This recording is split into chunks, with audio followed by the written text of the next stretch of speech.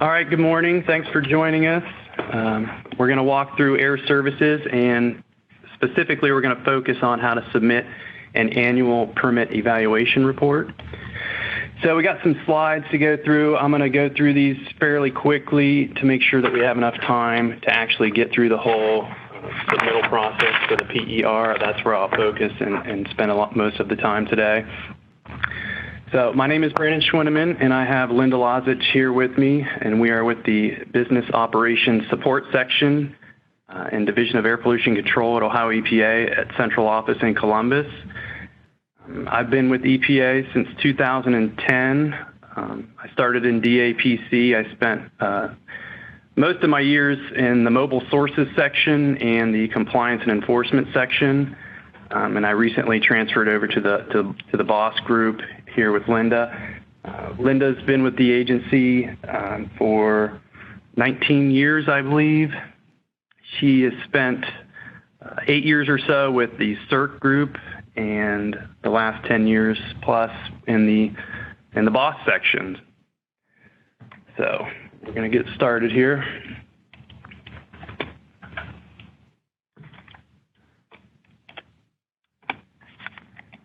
Now, let's see. Okay, there you go. Can I hit space bar? So a little overview of what we're going to be going through today. Important reporting dates for PERs. We're going to briefly go through the e-Business Center and air services, and then we're going to focus on how to submit a PER, and at the end, hopefully we can get to some questions. So some important reporting dates for PERs. There are 4 dates available for facilities to choose from. By far, the most popular seems to be the reporting period January 1st through December 31st, and those are due on February 15th. But you could also choose a due date of May 15th, August 15th, or November 15th. And we'll get into a little more detail on the due dates later on in the presentation. So the e-Business Center, it's a web portal for Ohio EPA electronic submissions. Currently, there are a lot of different available services through different divisions. If your facility has a hazardous waste reporting requirements or surface water or solid waste, there's a lot of things you can do through e-Biz for those programs, and of course, air services.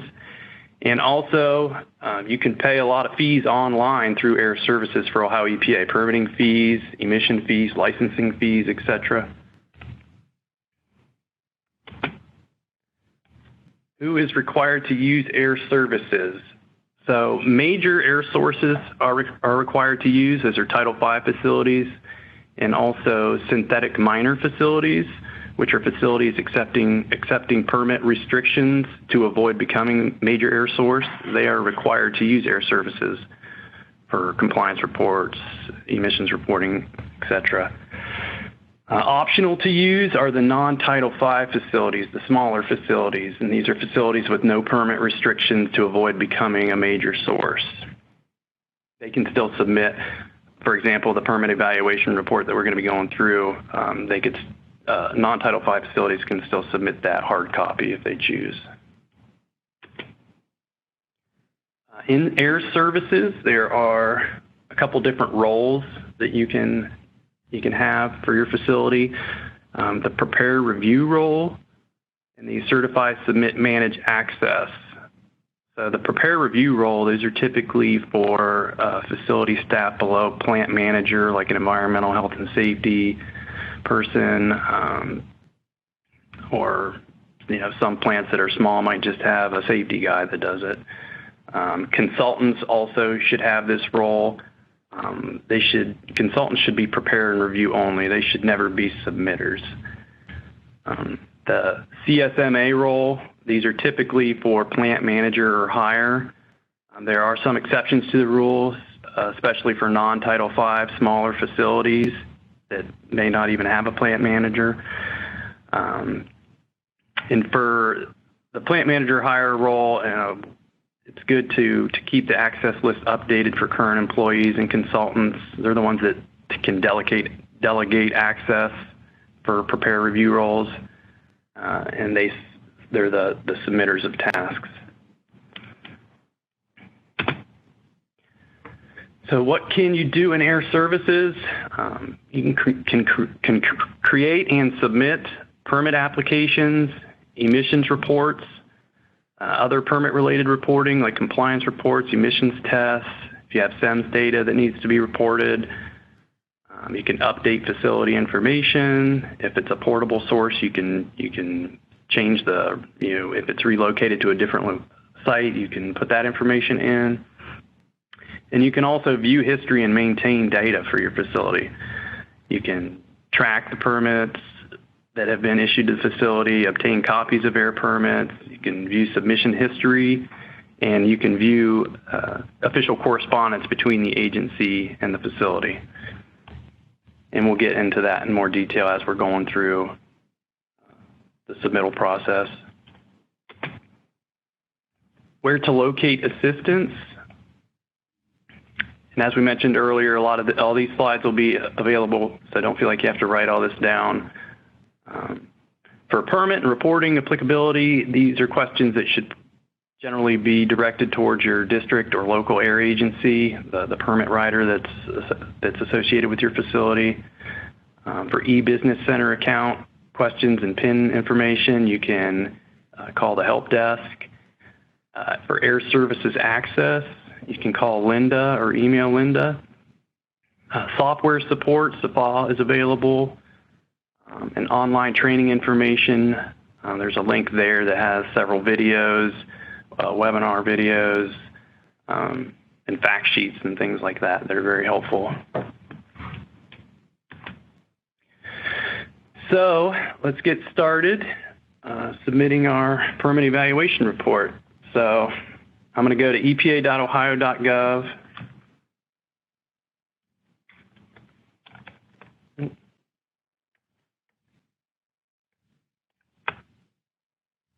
Okay.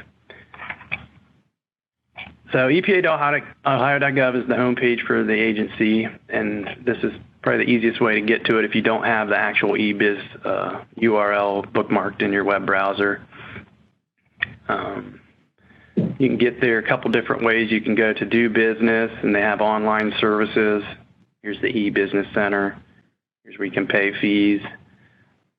Or also you can scroll down. There's a button here, e-business center. And here's the e-business center home screen. So before we get started, I wanted to go over some common compatibility issues that you might encounter using the e-business center. So first of all, our software is really only compatible with Internet Explorer. If you use Google Chrome, Edge, or Firefox, you will probably run into problems. So we highly encourage you to use Internet Explorer. If you go up here to Tools, and this is in Internet Explorer, we want to make sure that your pop-up blocker is turned off. And then also, if you go down to Compatibility View Settings, you want to add this website to your compatibility view. This one's already been added, ohio.gov. That'll help reduce the amount of errors. So I'm going to go ahead and log in.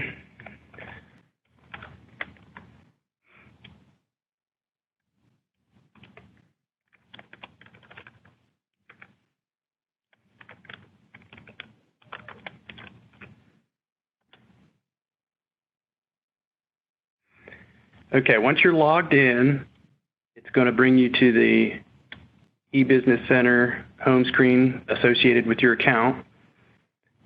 And here you have all the available services. There's Air Services is the first one. You have Surface Water, DIMWIM, pay your fees. Down here at the bottom, it'll have any tasks that may be pending for your facility associated with your profile. Up here at the top, You have a few options. This is My Account. You can update your account information. PIN management, this is where you can view your PIN at any time. If you click on this, it's going to ask for a security question. You'll have to answer that, and then if you answer that correctly, it will display your PIN, and you can write it down or copy and paste it. You can update PIN holder information, and you can deactivate a PIN. So I'm going to go into Air Services. This will bring you to the Air Services home screen. This is where you can select and manage facilities associated with your service. Now, if you have, say you're an oil and gas company and you have several well pads that all have individual facility IDs, they should all be listed here. There will be several facilities. We only have one listed here under My Account, this test account. This regulatory program ID, this is what we refer to as your facility ID. This is like the #1 identifier that DAPC uses for a facility. So if you ever are working with a district office or something, they ask for your facility ID. It's this regulatory program ID. Agency core ID, that's another unique identifier that the agency uses. And this action button over here, you can delete a facility from your profile. So I'm going to click on the APC test production facility. This is a facility we're going to be using today.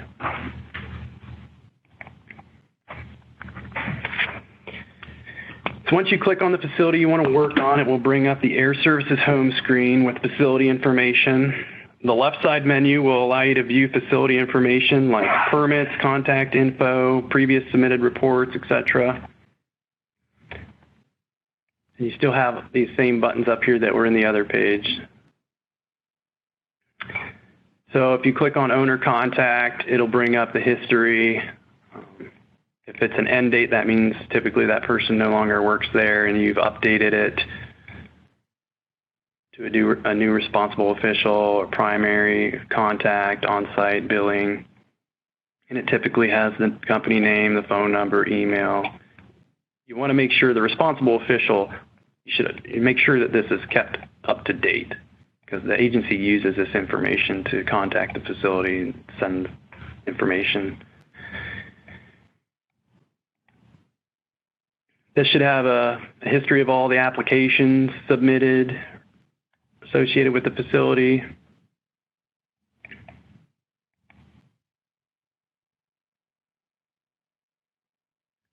Under permits, it's going to have a history of all the permits associated with the facility. The larger the facility, the longer it might take when you click on these buttons if you have, and if it's an old facility with lots of permitting history. So you'll have the permit number, the application number that's associated with that permit, the type of permit, whether it's a PTI, a PBR, permit by rule, Title V, permit to operate, and then the reason. If it's initial installation, administrative modification, a renewal, and then the dates that draft permits were issued and issued final and expiration dates should all be in here. Under compliance reports, there should be a history of all the compliance reports submitted for the facility. Gives a little description of which district office or local air agency has jurisdiction over the facility, the type of report, whether it's a PER, other compliance report, a maintenance request, Title V annual compliance certification. All this information will be found in here. The date that agency received it, if there's a reporting period involved, it should be located in this column, and then the status would be whether or not it's been submitted or if it's draft still.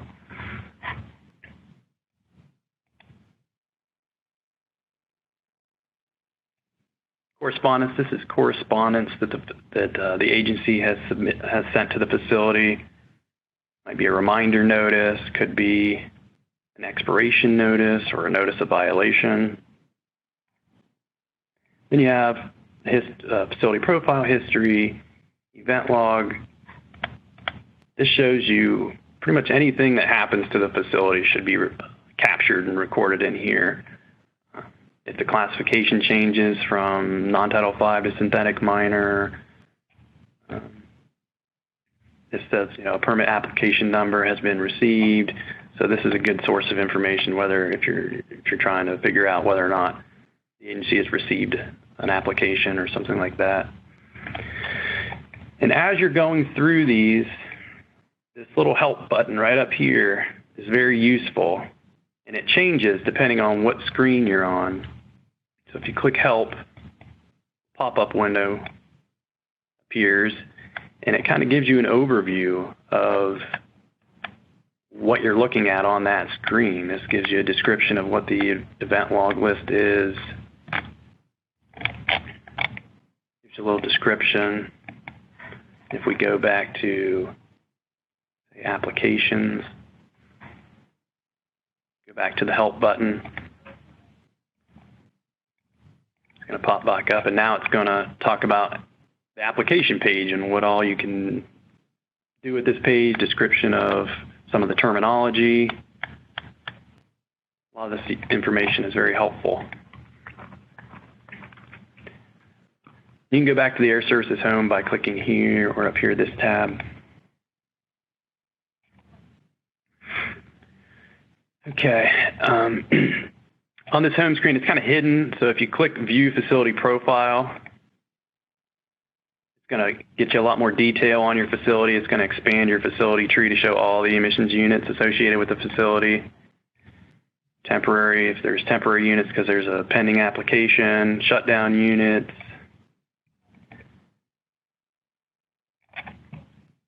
If you click on the little plus, it breaks it down into emissions process, control equipment, egress points. This also has a little more information in that home screen. It shows emissions reporting category for the previous year and the current year, what reporting category you are, permitting classification, the SIC and NAICS codes.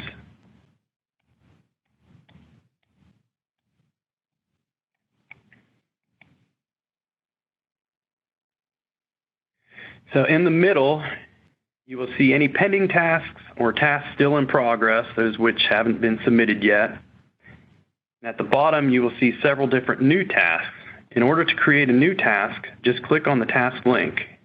In this webinar, we will be going over how to submit a PER, Permit Evaluation Report. So I will go ahead and click on that hyperlink, which will open up my new report.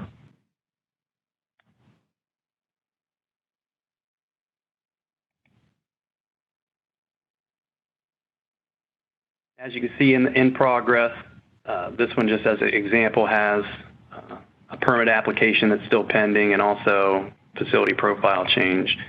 And those will stay there indefinitely until they're deleted or submitted.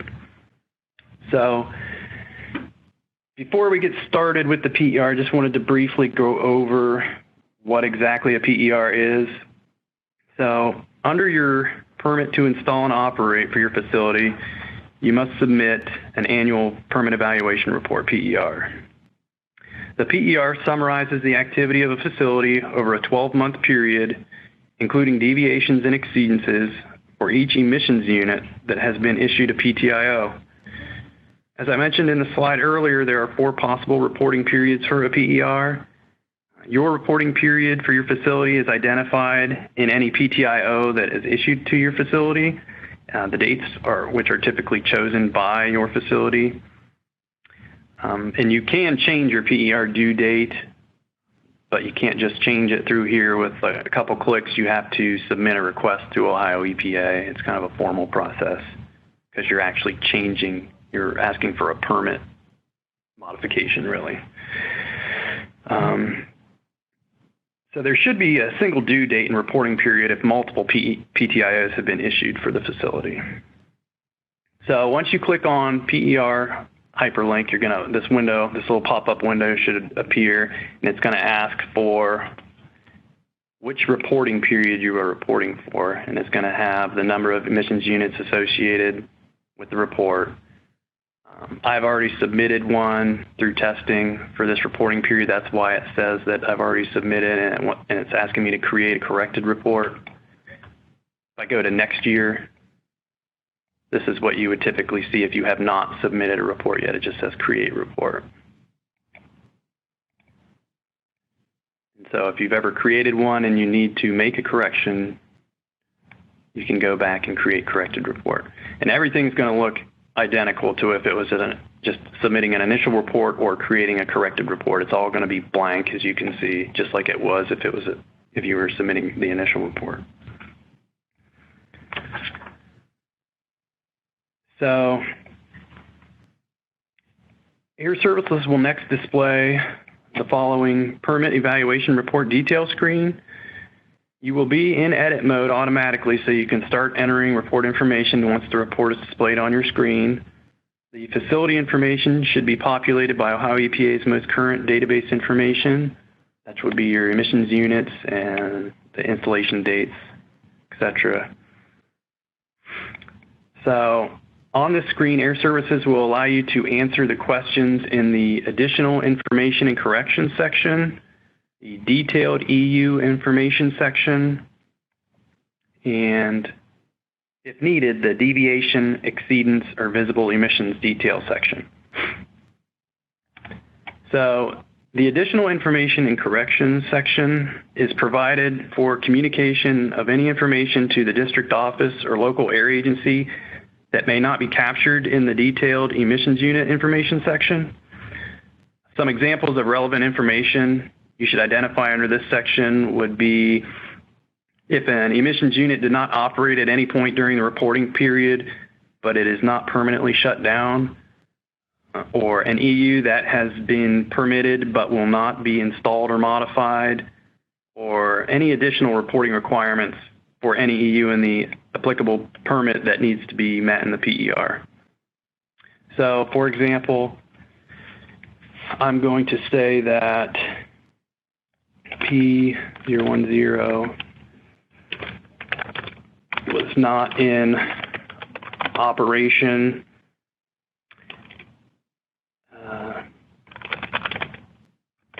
in the month of June during this reporting period. This is the type of information that your permit writer, your district office, or local area agency would like to see entered into this column.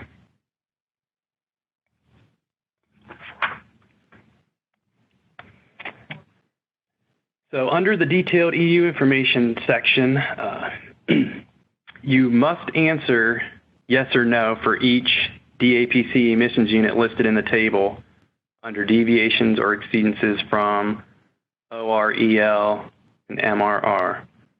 So OR stands for operational restrictions, EL stands for emission limitations, and MRR stands for monitoring, record keeping, and reporting. There's also a little drop down up here.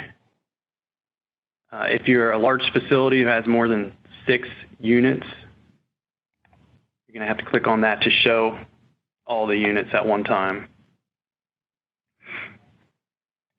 So some examples of exceedances or deviations of operational restrictions or emissions limitations for this column might be a rolling 12-month gallon usage restriction was exceeded for 1 or more months of the reporting year. A baghouse pressure drop reading was outside of the range specified as an operational restriction. An alternative fuel that is not allowed by the PTIO was burned as a fuel in the EU, or an hourly, daily, or yearly emission limitation specified by the permit was exceeded, or maybe the minimum thermal incinerator temperature as specified in the PTIO was not achieved while the EU was in operation. So I've just kind of entered in a few generic descriptions for these emissions units. As you can see, there may or may not be a description. There should be a description for each one, but it's possible that there might not be. So I'm going to choose yes or no for each one of these. For the sake of this demonstration, we'll do one of each. So I'm going to say no. For our coding line here, we'll say yes, there was a record-keeping violation.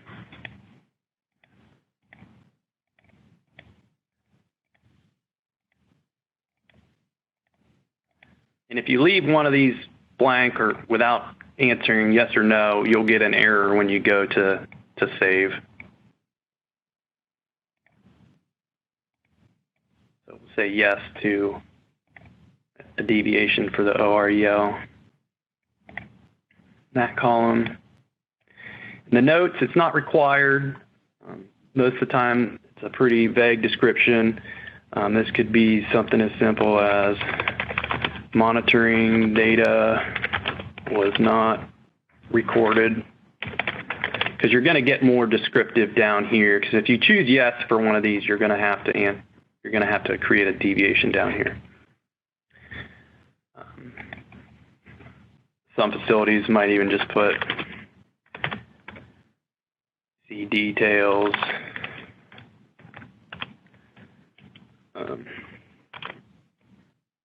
In deviation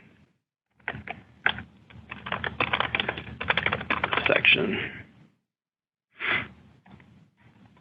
If you answer yes, as I mentioned, in one of these, you have to include a new deviation down here. If you try and click save again, it'll give you another error. And you can save at any time.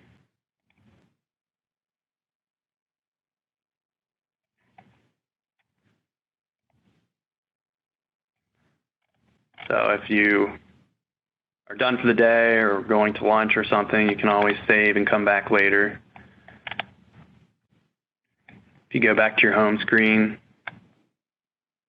you should have a new task in progress here, compliance, permit evaluation report.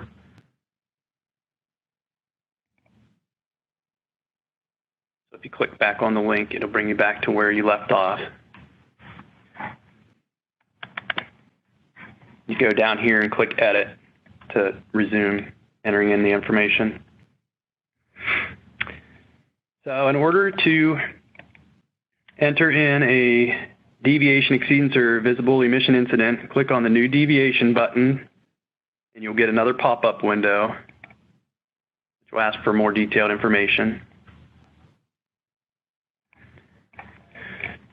So it's going to ask for the emissions unit, start date, end date, duration, description of deviation or exceedance and probable cause, description of corrective action taken. If none, describe why not. So I'm going to enter in our first one was, I'm going to go with B003. So the duration of a deviation, exceedance, or visible emission incident should match the format of the permit requirement. So for example, if a daily record keeping requirement was not completed, identify the duration as the number of days. If the exact date or duration is not known, provide an estimate and identify as an estimated number. Then also provide a brief description and the probable cause of the deviation, exceedance, or visible emission incident, and provide a description of the corrective action taken. So for B003, say it was an hourly requirement. So we'll say on October 1st, end date October 1st. So duration, we'll say 60 minutes.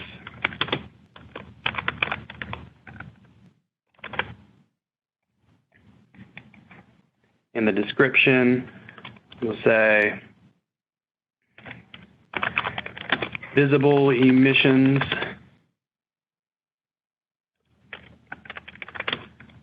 were observed from stack due to hole in the baghouse bag.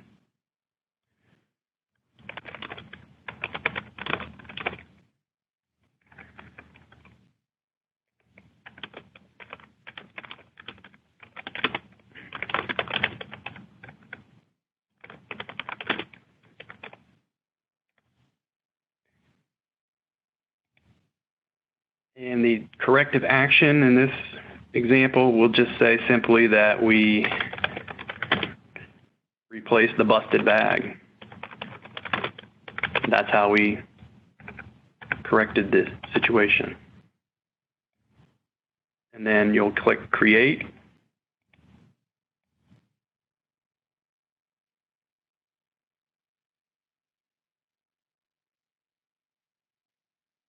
And so now we have the deviation associated with this table up here for B003.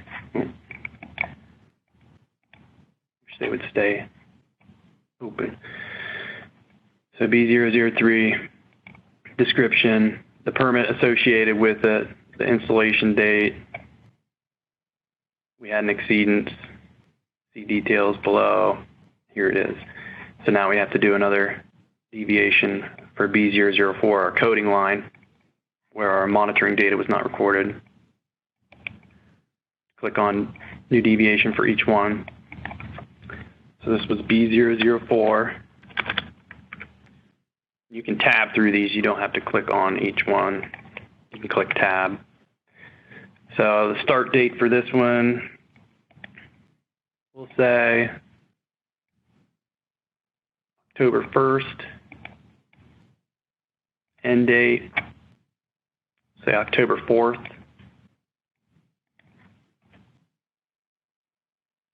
So this was 4 working days.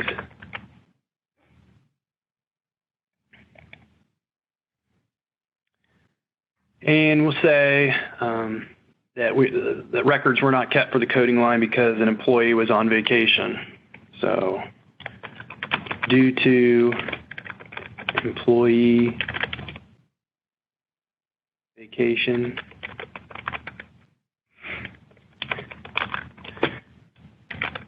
daily coding usage logs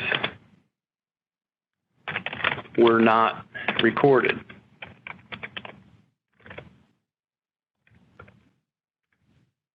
In our corrective action, could be something as simple as training other employees. So we'll say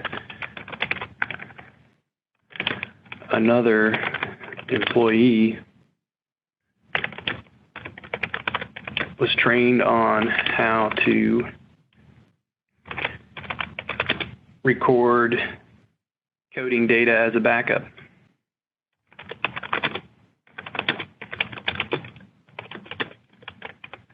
So hopefully that doesn't happen again.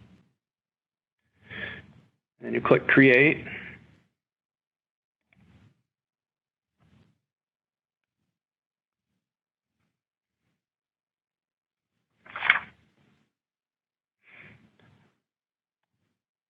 So some other examples of corrective actions that were taken could be just changing a fabric filter on a bag house, performing maintenance on equipment that may have malfunctioned, retraining staff, and other similar types of situations.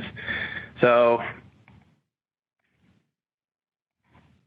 down here in attachments, this could be, depending on what type of compliance report you're submitting, it could be stack test data that you're attaching. It could be an attestation document if you're not the responsible official, but you're required to have an attestation document to submit. For a PER, say if you are an oil and gas company and you're required for the permit conditions to submit LDAR information as part of your PER, if you had some leaks that you detected, that this type of information is what you would attach in here, other documents. Some folks even will fill out the PER hard copy if they had several deviations maybe and they needed more space, they could attach it as a hard copy document as well. So once we've finished entering all of our information for this PER, we had 2 deviations that we wanted to report. You scroll down to the bottom of the page. And again, I wanted to mention this help button up here. Oh, sorry. It's going to want me to save first, sorry.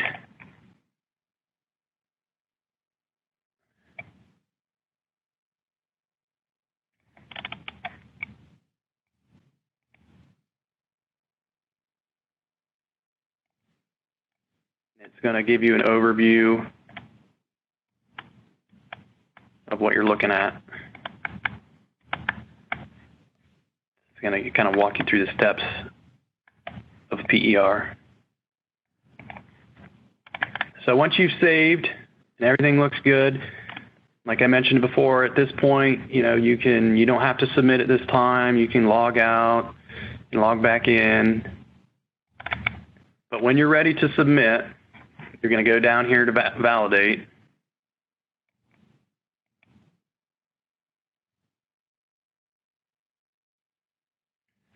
And you should see up at the top a message. It says report is valid and ready to submit. So then you're going to go back down here to the bottom, and you're going to click on the submit button.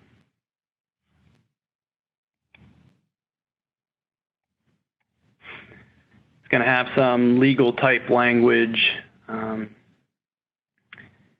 basically saying you understand that you may be subject to civil and criminal penalty for falsifying, falsely certifying, and if you're claiming any sort of trade secret information, this is where you're agreeing that it is trade secret per Ohio Administrative Code.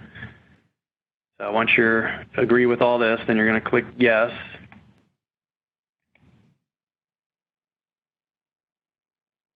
Another pop-up window appears. It's asking you for your PIN.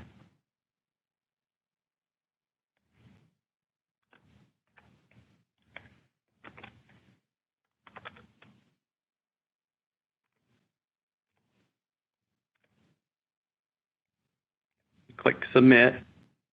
It's going to ask you for your security question. We use this test facility for several different people in our group, so our security question is pretty simple. Should be a lot harder than that. We're going to click submit.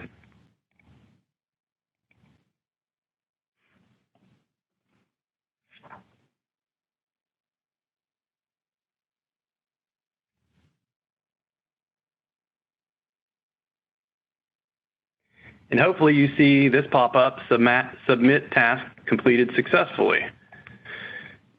So then you can close this out.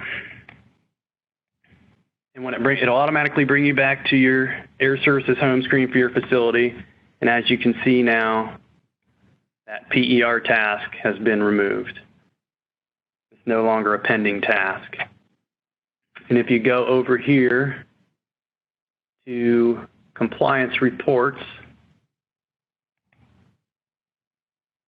you should see it here as being submitted. Permit evaluation report, date received, that's today's date, the reporting period, and it says submitted. Now, if you submit your report and you go over here and you do not see it here, that doesn't necessarily mean that it was not submitted correctly. With our servers and IT security and things, we have kind of a two-way street for way things come in through to our agency and what comes back out. And so you might be able to submit, but if our streaming service is down, it might just not relay that information back to your side. But if we were to look in our database from our side, it would show that it's submitted. And so you can always call and confirm if you don't see it here, and we could verify that, yes, it has been submitted. And, once our streaming services gets back up, it should show up here. But you can always call us to double check if you're not sure if it's submitted or not. So with that, I think we can open it up to questions if there are any. Could the reporting of a deviation result in an NOV? Not necessarily. You can report a deviation. That doesn't mean that it's going to result in an NOV. It depends on deviation, obviously, what kind of facility you are. So no, just because you clicked yes on one of those deviations in that column for OR, EL, or MRR does not mean that you're going to get an NOV. What is the easiest way to change responsible officials in eBiz? What if the current responsible official left and no longer has the login capability? You would just need to go into the owner contact task change and update the individual there. You would put an end date to the RO's term, and then you would create a new contact person to reflect the new responsible official. Okay.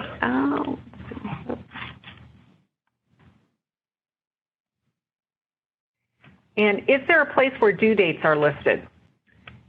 Yes, the due date for your PER should be listed on, I believe, the very first page of your... And another question is, what do I do when I get an error message? Well, typically the error message that will pop up, it'll have a link, and if you click on that link, it should take you to why you're getting that error message. So if it's in the emissions unit detailed section, it should kind of scroll you down to there, kind of to show you that this is why you're getting an error message from this section is not completed correctly. You may get some error messages are more specific than others. Some might just say contact systems administrator. And if that's the case, it could be a compatibility issue with your internet browser, or we might be having some server issues or something and the system is really down. But typically,